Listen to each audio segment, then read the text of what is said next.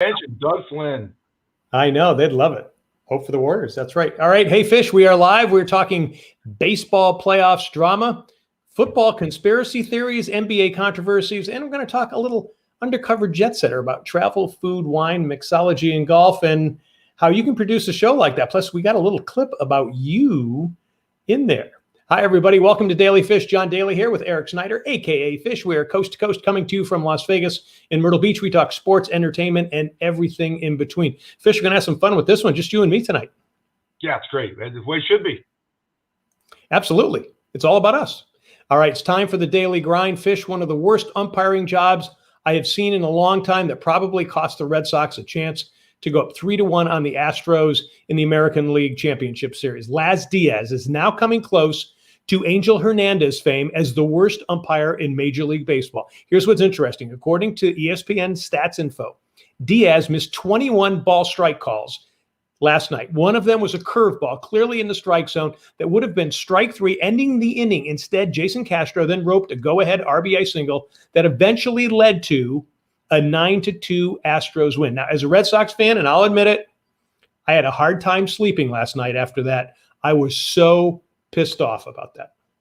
And I don't blame you. You know, I need these glasses. If I don't have these glasses on, I'm blind. I mean, I can see there's two of you. You're the one in the middle or the third, right? I could give these glasses to Laz Diaz, and I was shocked at it. And the bottom line is, you can't have strikes at home plate reviewable by instant replay, or the games are long enough as it is. But you have to have competency. And you're not the first person to say this. All the pundits on the baseball channel, Alex Rodriguez talked about it. It was almost, I hate to say this, but there's something fishy going on. It could be. It could be. And just so everybody knows, yes, I am a Red Sox fan, but at the same time, too, the Red Sox didn't really hit last night. It was a pitcher's duel for a while there. But I'm also the person, when I'm watching a Yankees-Red Sox game, I'll say when the Yankees got screwed on a call as well. So do I think the umpires stink? No, I don't think all of them do. I think there are some bad umpires out there. And I do think we do need to go to some challenges later in the game, a few, especially when the game is on the edge, that they should be allowed to do that. That's what I would say. What would you say? I agree, but how would you do that? Let's say you challenge a ball and a strike. So let's say you lose the challenge. Is the guy automatically out, or just are you wasting all that time just for one single pitch? There's got to be some consequences. On a challenge in football, it's a timeout. But a challenge, if you keep doing challenges, you get 10 challenges in the later innings. Let's say you go 10 challenges in the later innings of a game. It wouldn't work because two challenges. That's all you get. 2 challenges. Better be good. Yeah, and do it that way. What if you lose a challenge? What if you lose a challenge and you take, because sometimes it takes 5 minutes for these guys to look at it, you know? Yeah. No, not on that. Not on a ball and strike. Come on. No, you can figure that one out quickly. They go to New York. Trust me. They go to New York on that also. What do you think? We got to get it right, you know? I think no they will. objective opinion anymore. So I agree. Let's try it in spring training next year. That's what I would say. All right, let's move on here. The Dodgers came back last night to finally win a series game. They trailed the Braves now 2-1. But Fish, you were steadfast, even going into the 8th inning with the Dodgers trailing 5-2, and you said they've got the game in hand. And by dumb, you were right. Yeah, maybe I should take some of that to the racetrack and to the sports books. But look, last year the Dodgers were down 3-1 to the Braves. I know it was 2-0. It was 3-1, and they came back. And the Braves are notorious throughout the 90s. They won the one championship in 1995, John, when Greg Maddux had a great series against the Cleveland Indians. But under Bobby Cox, they're notorious, and now they're notorious in this regime of blowing it. And I still think they're going to lose 4 in a row.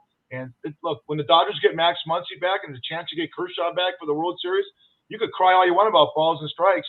Dodgers Nation, buddy. You can't beat a $402 million payroll. You can't do it. Yeah. Well, we're seeing that. All right. Well, that's good. All right, let's turn to the NFL. Broncos go to Cleveland on Thursday. I got the Broncos bouncing back, while the Browns, to me, they just look really down and haggard. What are you seeing? Well, maybe in a previous show that was ghosted, I would have picked the Browns. But now Case Keenum is playing. I don't know if you know this, but Baker Mayfield's ruled out. So. Yep. Boy, talk about, and they don't have Nick Chubb, they don't have Kareem Hunt, Jarvis Landry's injured, Odell Beckham's playing injured. I'm going to change my tune. I'm going to go with the Broncos also. I think that they have more bodies they're going to be standing up going into the game. Yep, I think so too. I feel bad, and again, I have family that love the Browns, and I picked the Browns Super Bowl at the beginning of the season. They just look they look weary and tired right now. All right, approaching the halfway point of the NFL season, what team do you see making a big move soon or in the second half? Well, look, I never thought the Arizona Cardinals in the NFC would be 6-0 right now, so I think they continue that. The disappointing teams for me right now are the Seattle Seahawks. I know Russell Wilson's out. They're 2-4. They've been in the playoffs every year with Russell Wilson except one time. With the Rams 5-1 and Arizona 6-0, they're disappointing. The team I think that could make a run, keep an eye on the Minnesota Vikings. They're 3-3 right now. They had a rough start, and some of their losses were just by last-second field goals. Very good defense, and quietly, Kirk Cousins having a very, very good year. In the AFC, I'm jumping on the Cincinnati Bengals bandwagon. I know they're in a very tough division. Pittsburgh's making 1-2 in a row, 3-3. Lamar Jackson. Okay, here's my excuse about injuries. They have 9 starters on injured reserve, John. 9. Yeah. Their whole running back. They just lost Latavius Murray. Their whole running back room is decimated, and they're terrific. So I like the Cincinnati Bengals. I love Joe Burrow. I think he reminds me of a more athletic young Joe Montana. That's big shoes to fill. So I'm going with Cincinnati, and I like the Minnesota Vikings in the NFC to make a run in the second half. My choice, I think, and I'm not really certain why, I just kind of see them and they just seem to have it, is the Titans. I think the Titans are going to possibly make a move and get it together. My other choice is the Patriots. Even though they haven't really played well and they haven't won, I like the way Belichick's kind of getting this team slowly together. I like the way Mac Jones is playing. It might be way too late for them to even get in the playoffs, but I do see them playing better in the second half of the year. All right, let's move. Real quick, let me go on that. I agree with you because I don't think you did either. We all thought the Jets would struggle. Rookie head coach, it's the Jets. Miami, John, 1-5, big disappointment, and that gives onus to and a lot of legs to your prediction that the Patriots are a very good football team. And I think Mac Jones is the number 1 rookie quarterback right now by far. Better than Trevor Lawrence, better than Trey Lance, Justin Fields, Zach Wilson. And it's a game of inches, and they're a couple inches away from getting into contention. I agree. They're not that far off. And Mac Jones's mistakes are mistakes that he's going to learn by, and they're not really stupid mistakes. So I kind of see that happening. All right. NBA is off and running, and already the Laker fans are down on the team. They lost their first game to the Warriors last night, 121-14. Fish, this is a long season. Laker fans, cool it, huh? What do you think? Like I said, when you and I talk off the record, you walk your dog, I walk my dog. We talk on cell phones at 5:30 in the morning here, 8:30 your time. I'm waking up every neighbor, and this is the dialogue for everyone out there that goes on. John settles me down because I'm a hothead. I said, John, I've already watched First Take, Get Up, Skip and Shannon, every single show. Can you believe some of these shows opened up with this is the number 1 story? Are the Lakers in trouble? And I click. It's 82-game season. You can't be that focused on the NBA when the number 1 story should be the 21 missed calls by Laz Diaz and the baseball playoffs. I get so frustrated with the media and how they handle things that I'm not worried about the Lakers losing 1 game in an 82-game stretch. If they lose their first 10 games, we got a story, but let's let it go. I mean, Golden State's a good basketball team. By the way, haven't they won championships in the last 5 years? I mean, come on. Yeah, that's true. And at the same time, too, they are an aging team, aging superstar teams. They look like a Hall of Fame team more than anything else. So I kind of get that there'll be some questions, but at the same time, too, I think they're going to be fun to watch, and I do think that they're going to be right there in the thick of things. Speaking about long seasons, could be a long season for the Brooklyn Nets. The Kyrie Irving COVID controversy, is getting a lot of outspoken opinions against Kyrie. Howard Stern and Charles Barkley chastise him for his refusal to take the vaccine. Do you see any effect on that? Yeah, there's nothing racial, Kyrie, and there's nothing political about the vaccine. Either you take it or you don't. This is a health crisis, okay? COVID has affected my life and my business and John and his business. We're going to talk about Undercover Jet Setter. And it's affected everyone mentally because of what we had to go through with the shutdown and worrying about the variants and what have you. Okay, 98% NBA has done a phenomenal job. 98% of their players have taken it. This is the one superstar that has it, and he thinks the world is flat and everyone's against him, and he doesn't care, and it's about him. Well, The reason why Kevin Durant and James Harden came together was to bring Kyrie Irving and to give the Brooklyn Nets a chance to win a championship. The precedent was set, real quick, with Chris Bosh, Dwayne Wade, and LeBron in Miami. And look at the success that they had. The Lakers are doing the same thing with Anthony Davis, LeBron James, and they're bringing superstar Russell Westbrook. That's the trend in the league. Kyrie screwed himself, and you know, I listened to Howard Stern, the expletives he used. We have a schmuck of the week. He called him the biggest idiot in the planet, and Barkley backed him. There's nothing racial about a vaccine or political. This is a health crisis. So Howard Stern used a 4-letter word? Yeah. Starts with an F and ends with a K. Wow. Up in the middle.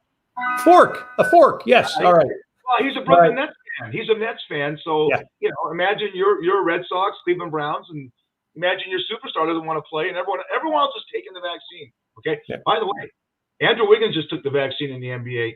Yes. Cam Newton said he's doing all this research. He just took it. Why?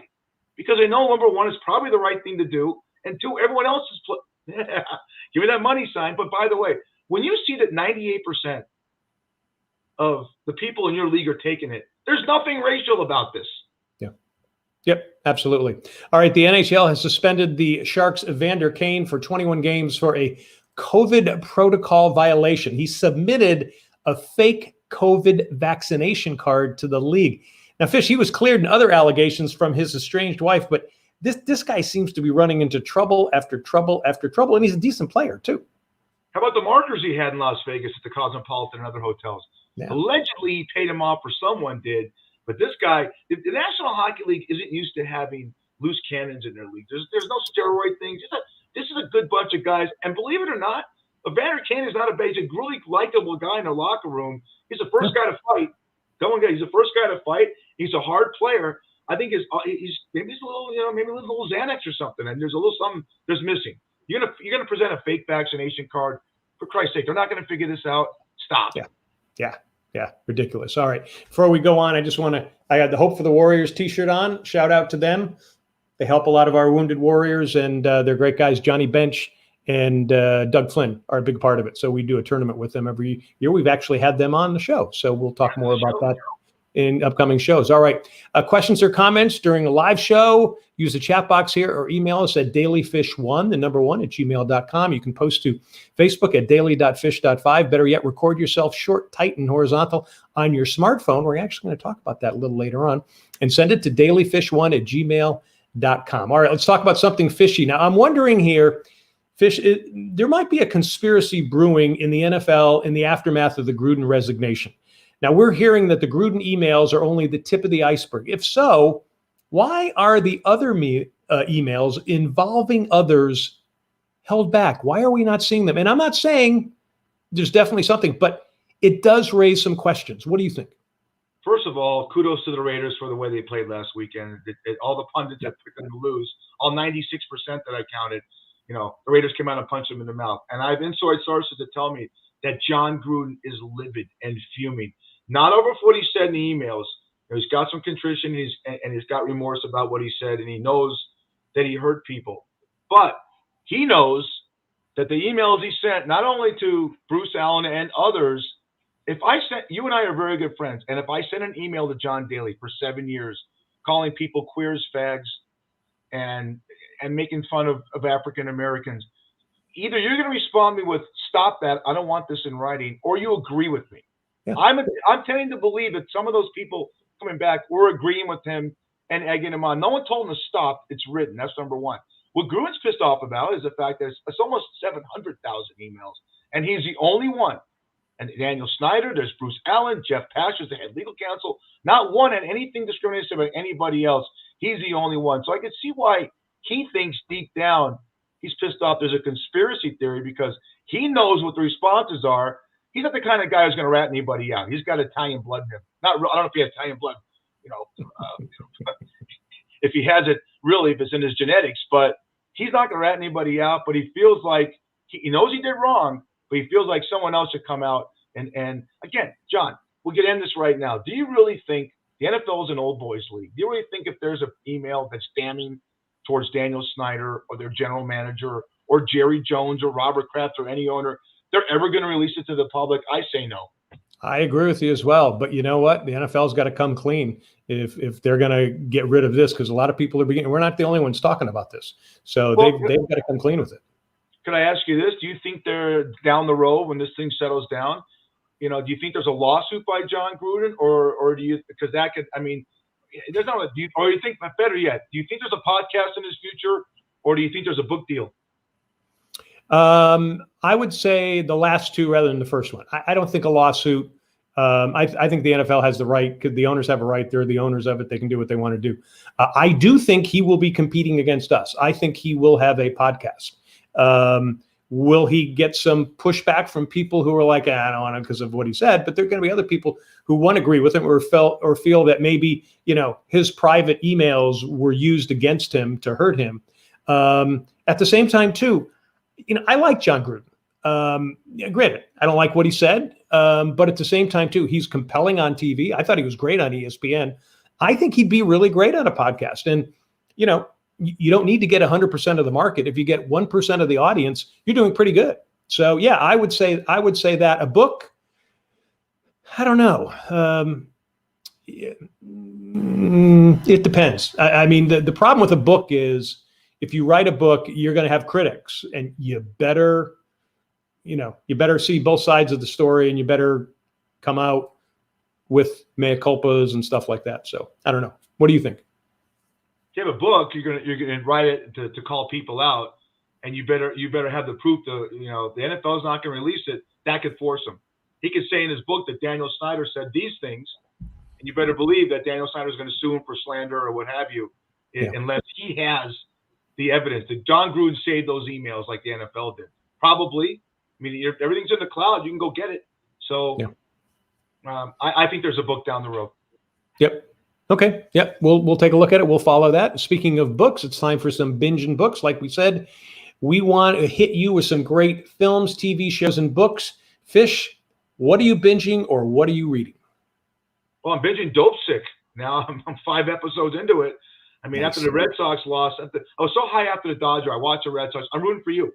I can't stand Houston because of the cheating scandal. I think they got a slap on the wrist. We're talking about binge watching. So I started watching Dope Sick to release 2 episodes. It's getting better and better, and you're learning more about the Sacker family and that developed OxyContin, John, and how they said it was only 1% addictive, and boy, how they sold it to all these small town doctors and mining towns. And I see where this is going. It looks like a big giant lawsuit, but what a horrible, moral, lying corporation they were as far as 5 episodes into it. And if Michael Keaton doesn't win an Emmy for his Samuel Phoenix depiction of the doctor that gets sucked into this in a small mining town in Virginia, I'd be shocked. Yep. I'm hearing great things about it as well. Okay. I'm going to go books. I'm reading David Halberstam's The Summer of '49, one of the great baseball books of all time. It chronicles the pennant race between the Yankees and the Red Sox back in 1949, ending in a 1-game playoff. So there's been a lot of 1-game playoffs that the Yankees have won, except for this year. But The Summer of '49 also shows the changes in baseball as more black players were allowed to play in the majors. This is only 2 years after Jackie Robinson broke the barrier. And it's also about television becoming a force in the game. It's really fascinating stuff. And it kind of projects, you and I, we were kids in the 60s and 70s watching baseball. It kind of brings it into fore of how that baseball era that you and I were such a big part of actually came about. It's a fascinating book. It's great interviews with great players, some of them who have passed away. But just great insight into where baseball is, where baseball was. So again, it's called The Summer of '49 by David Halberstam. All right. And that is the Daly Fish binge and book. Still ahead, we're going to talk Undercover Jet Setter, including a segment starring Fish at Shucks. Speaking of Shucks, if you're in Vegas, great seafood and drinks in 2 locations. Head to the Shucks Tavern on North Durango on the northwest side of town, where Fish is overnight. Say Daly Fish Podcast, you get a free drink. Do it the next day, a free appetizer. That's Shucks Tavern. Check out Shucks Tavern on Facebook. All right, let's talk Undercover Jet Setter right now. Now, that is my other show that I host with Susan Anzalone. She's going to be on the show sometime soon. She wished she could be on today, but she couldn't. The show we created is about travel, food, wine, mixology, and golf. Now, talked about food. Here is our episode on shucks and fish. Roll it, Fish. Let me just precursor this. This is the first night I worked at Shucks. This is 2 years ago. So you'll see things in here we'll talk about afterwards. But I want you to see the quality of this video. I'll ask John questions and how brilliant this is. And you'll see we had the place to ourselves. And let's roll this. Love it.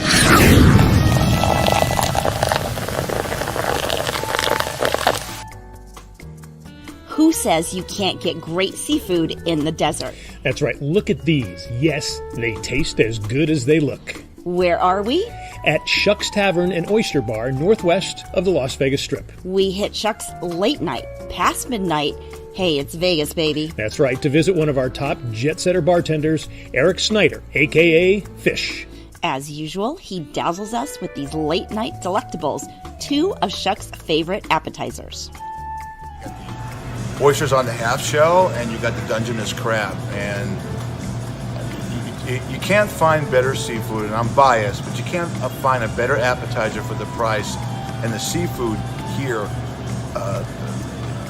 this is the best west of the Strip. So you're talking even some of the finer restaurants you have on the Strip can't provide the seafood that we do. So yeah, I would try it. Oh, yes, we did, and he is right. The oysters will make you think you're on the ocean. Fresh, briny, they taste like the clean scent of the sea. And the Dungeness crab was sweet and succulent, perfectly moist. The butter sauce was creamy and luscious. We could sit and dine on these into the wee hours. Fish then recommended a favorite cocktail to complement the seafood, the Hawaiian Tropic.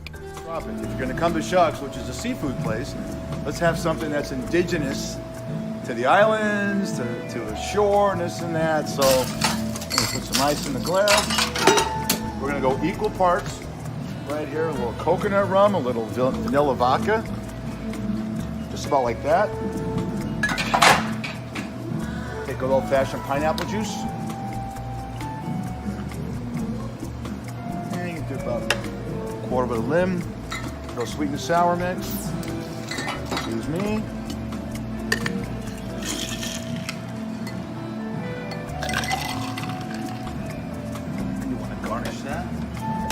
Shucks is another great part of the Las Vegas food scene that we rave about that draws tourists and locals.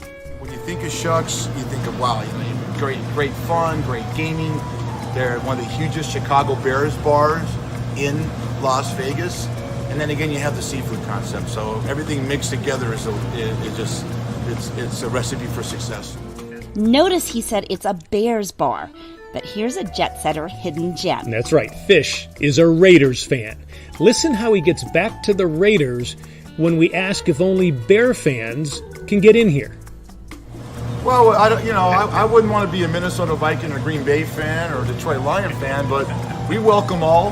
And now that the Raiders are now going to be making their home in Las Vegas starting in 2020 season, I think we have 10 TVs in this establishment. 9 can be on the Bears and 1 will be on the Raiders. And there will be tons of seafood fans here too, year-round at this 24-hour haunt, just like us.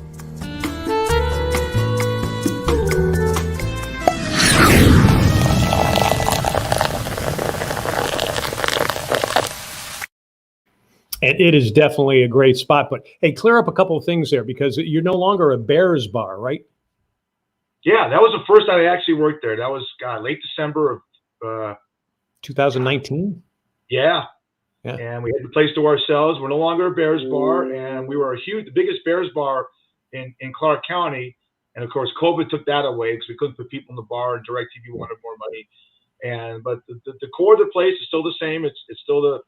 But I want to ask you a question. I got a couple. I'm interviewing you now. Oh. The quality of that is phenomenal. You're going to talk about that. But you and Susan have been doing this for a long time. Of course, you had big aspirations, and you will, and COVID kind of shut you down for a while. Yeah. But was this a mutual concept between the two of you?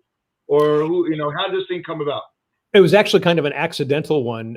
We were doing a lot of video projects for a lot of different companies companies, including her husband's company. So we would work and go around the place. And she's a food and wine expert. So we kind of created this thing called Undercover Foodie. And we were doing, kind of, Inspector Clouseau type narratives. But we were using the iPhone and getting really close to the food. And people were going like, wow, that food's just incredible, because you don't really stick your face into food. And so I was doing a John Daly golf show. We were doing some travel stuff. And so a company approached us and said, hey, they're a streaming company. I said, can you put that together in a show? Or, oh my God, maybe we could. So we called it Undercover Jet Setter.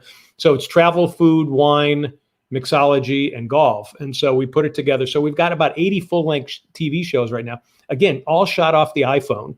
And then we have, and I know you got the cover of the book there, we actually wrote a book on how to do this. And it's called The TV Studio in Your Hand. So if you get it, you can get it on Amazon. It's not that expensive, about $7, $8 or so.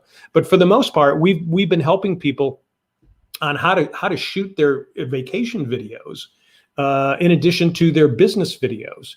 And the iPhone technology, especially the new iPhone 12 and 13, oh my God, the cameras on them are just fabulous. And again, we shoot the whole thing off, but we can turn it around.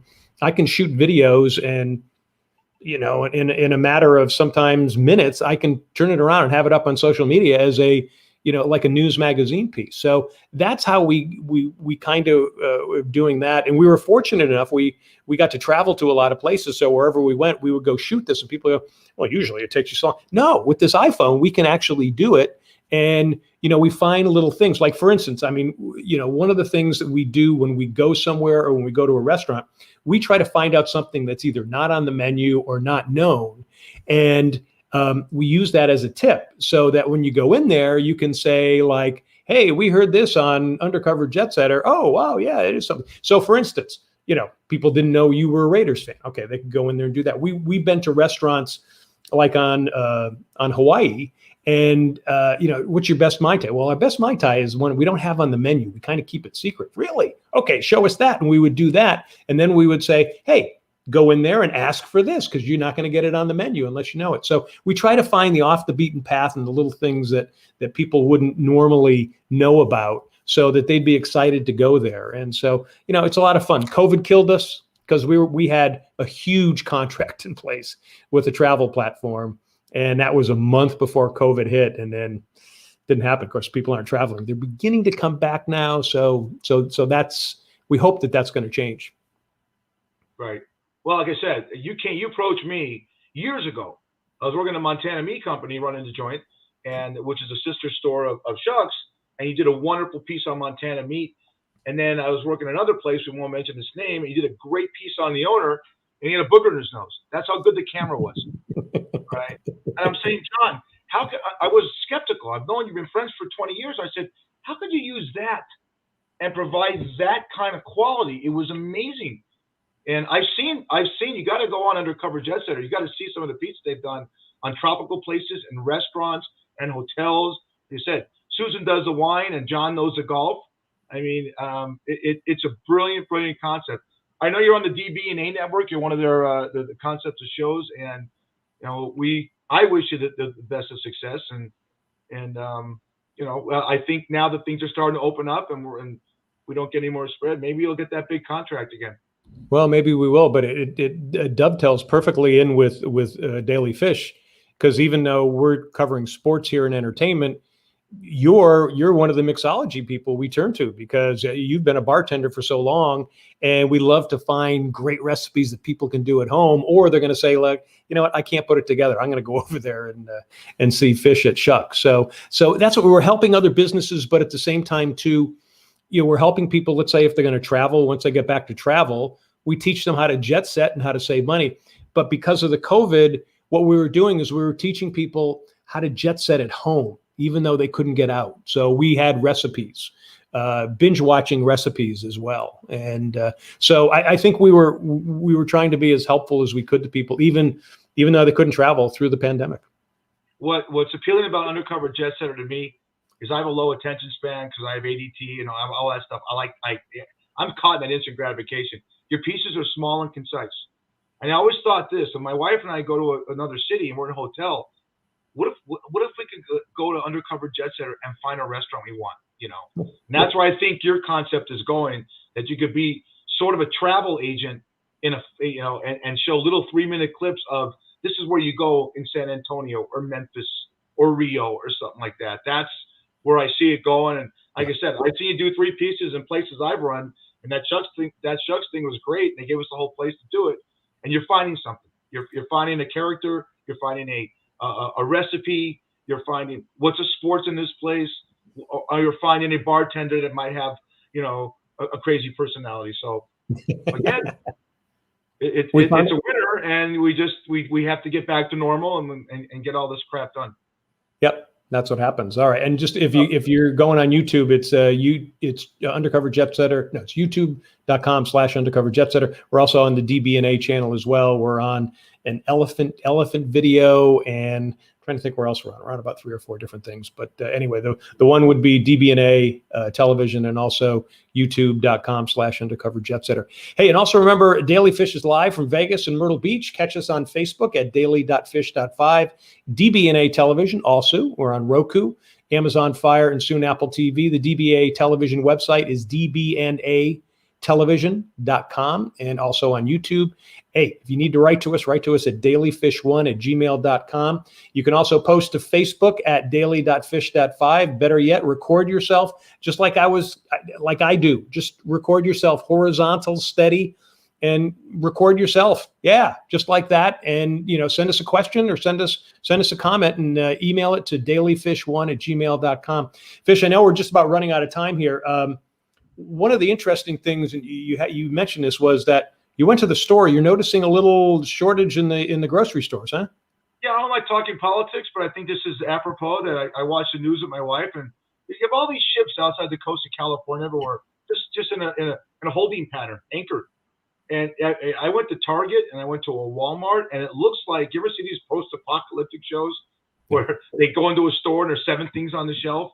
It's concerning to me because the holiday season's coming up. So, yeah, you know, look, you could use Amazon.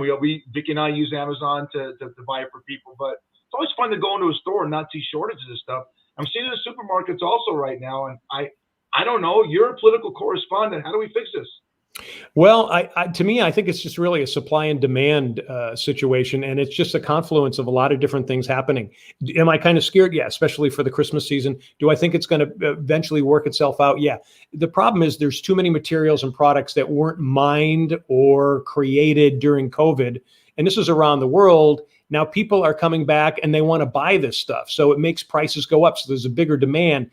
The problem is a lot of these other countries are having a hard time getting workers to get there. And then also here in the United States, you know what they're calling October? They're calling October Striketober. There's so many people that are going on strike, whether it's manufacturing, whether it's healthcare, whether it's education.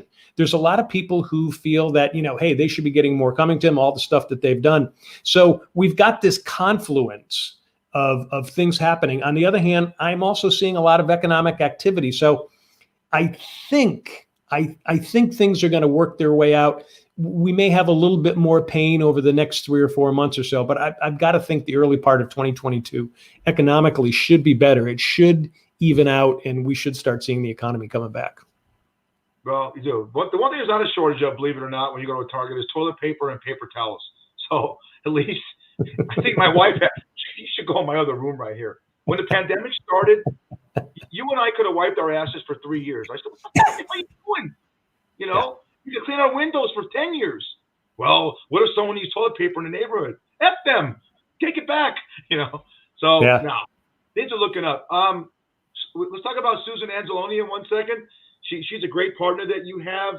The chemistry between you get to learn. You're taking it from a guy. I've been in 3-year episodes, but I've watched almost all of them. The chemistry that John has with Susan is better than the chemistry that he has with me, because she's actually a professional and she's great and she's attractive. She's not a schmuck like me. Okay, if you're watching Daly Fish, we can make schmuck of the week every week. Me, I swag a couple of times, but you got to watch it for one thing: the chemistry between the two of them. It's God. You know what it's like? I hate to go to the past, but if you ever watched the morning show, the chemistry between Regis Philbin and Kelly Ripa was terrific. There was different personalities that just meshed together, and the product at the end is successful to the viewer. So keep it up. Don't give her to Susan. I mean, she'll probably give her to you. Well, she could very easily. It's really interesting because she's an expert on food and wine. So for the most part, I let her be the expert on that. She's also an expert on travel. Her mom and dad were part of the original Pan Am Airlines back in the 50s, 60s, and 70s. So she traveled the world, especially at a very young age. She did very, very well. Yeah, she might have. And but what's interesting is that she studied film in at San Francisco State, and so she understands the business. Where she's really good is kind of behind the scenes, setting things up, and then I'm pretty good as far as getting the show off the road and doing the production part of it. And one of the things, she's great on camera, and she's very funny, but we were concerned about her being too much of the funny one because of the blonde stereotype, because she's very smart. So I didn't want her to come across as being silly. So I'm the silly one on the show, whereas on this show, you're the silly one. Well, on this show, you have a brain, and who knows what goes on up here, buddy. So now, a lot of fun today. We love the fact that you're picking up steam on the DB&A network, a network that we're a part of and part of our team. And like I said, much success to you, because if you're successful at that, you'll make money to add it to put into this piece of crap that we're doing. and vice versa too. No, absolutely. And so Susan definitely wants to be on the show. She apologized. She wanted to try to be on it today, but she had just too many other commitments to do. But yeah, we're definitely going to get her on. We'll definitely talk, and this way she can tell some really good stories. Awesome. All right, buddy. Another good show. Great stuff. I'll see you next week. I think next week, next Tuesday, which is 6 days away, we're going to have possibly our World Series contestants, if the umpires will allow us. And then, can you believe, John, we're in our 7th week of the NFL? I know. Some college football teams have 4 games left, and we've talked. And then the NBA's already started, and it looks like next week we can get possibly an entire cast or close to it of Valley Girl with Lee Purcell, E.G. Daly, Deborah Foreman. I think we could have a foursome, 4 girls and 2 of us. Wow. I don't want to be too tired for that one. Let me tell you. Yeah. And then the week after, Kathy Ray, who is my co-anchor in Las Vegas, is going to come on. And we're going to talk about what's going on with television news, especially local television news, and what's happening there. So she's already committed to not next week, but the following week. So we got some really good shows coming up, folks. Great. And, all right, buddy. Hardline with John Hardison is going to keep us online, up to date with all the picks and the lines, and then you got them involved with your best fantasy picks. So that's a weekly thing. We'll have that next Tuesday, and we'll rock and roll, man. Hey, thanks. All right, folks. It's Daly Fish. Watch us live Tuesdays, 5 p.m. Pacific, 8 p.m. Eastern. We'll see you then. Bye, guys. See you later.